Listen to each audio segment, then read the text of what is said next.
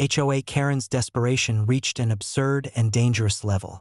She had unleashed a bear on my ranch in a reckless attempt to force me out, convinced that fear and chaos would make me surrender property I legally owned. What she didn't realize was that I had fully prepared for any scenario. Titan, Max, and my elite K9 squad were stationed strategically, and the entire property was reinforced with barriers, monitoring systems, and contingency plans. Every step she took would be anticipated, every act neutralized. It was just before dawn when Karen arrived with a small group, accompanied by the wild animal, her face flushed with arrogance and panic. "You must leave. The HOA says this is theirs," she shouted, attempting to provoke fear. I stepped forward calmly, Titan and Max flanking me, muscles coiled, eyes locked on the intruders. "Karen," I said firmly, voice carrying authority, "this ranch is private property. Any attempt to intimidate, harm, or trespass is illegal. Leave immediately or face consequences." Her confidence faltered as Titan growled low. Max mirrored him, and the rest of the K9 squad fanned out, cutting off every approach. The bear, disoriented and agitated, hesitated in the presence of the coordinated squad and strategic barriers. Karen's plan unraveled instantly. Desperate, she tried to coax the bear forward, but Titan pawed the ground.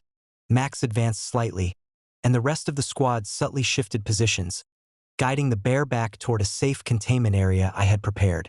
The synchronization of the K9S and the bull reinforced the perimeter, neutralizing any threat without unnecessary aggression.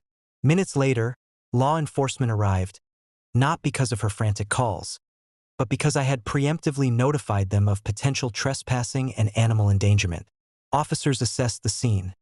Titan and Max in strategic positions, the K9 squad perfectly formed, and all legal documentation proving ownership and authority. One officer addressed Karen sternly, "Ma'am, this property is privately owned. Any attempt to release animals or harass the owner is illegal. Step aside immediately." Karen's face went pale. Her bluster evaporated as she realized she had no authority, no leverage, and no legal recourse. Titan and Max growled low and synchronized, while the rest of the squad adjusted positions, forming a living barrier. Karen attempted to retreat, muttering under her breath, but officers escorted her from the property, ensuring she could not return. By mid-morning, the ranch was calm, the bear safely contained in its pre-designated enclosure, and the property secure. Titan lounged near the main gate, Max patrolled the perimeter, and the rest of the squad maintained silent vigilance. Neighbors passing by whispered in disbelief. "She actually tried to unleash a bear?" one said. I smiled faintly. "She underestimated law, authority, and preparation.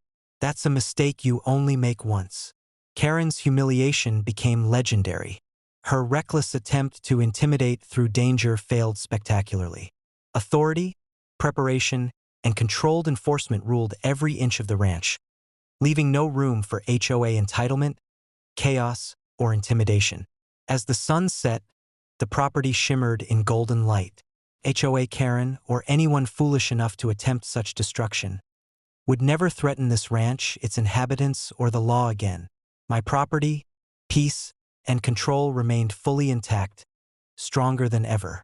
Karen's audacity had met precise, unavoidable consequences, and the neighborhood had a new cautionary tale of entitlement crushed by preparation, authority, and the loyalty of those who defend it.